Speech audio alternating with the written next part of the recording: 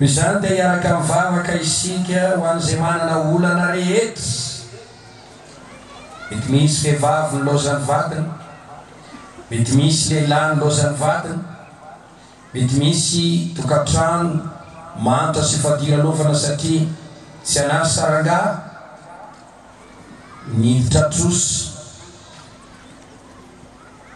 Mety misy fiaina tokantrano korotana tsy mety mitovivitra mihitsy ny mpivady. Mety misy tokantrano maditra ny ankizy amin'ny fiainam-pianakaviana misy atolova, ifandrafy ny rafosana sy ny finato. Olana manandrana ny mpandamina fa tsy mahavoalamina. Olana totra ny latsaka famoizako hoe oky zao alao samy andeha misaigny alao am'izao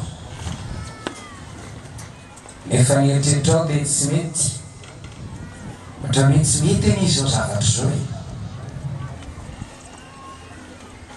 Misy zavatra tsy afana manoatra eo alohany regny mila ny fagagana avy amin'Andriamanitra ianao anampianao. Manao salamy ny teny nanompo ny masoko tany amin'ny avoanao avy aizany famonjena. Mifamonjenao amin'ny Jehovah mpanao ny lanitra sy ny tany. Andriamanitra ny hery sy aro antsika mpamonjy mirazo indrindra amin'ny andro fahoriana izy. Misy azo fahoriana vai aminareo?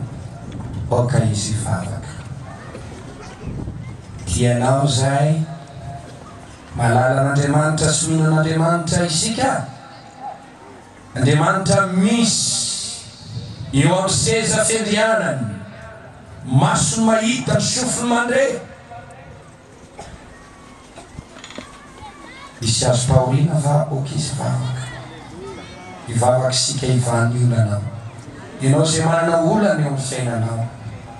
Tomany lava, misentro lava, mangidy, lamony teny ianao lehilahy. Izany teny aminao, aza mamony teny. Fa misy fanantenanao amin'ny Jesosy. Halleluja.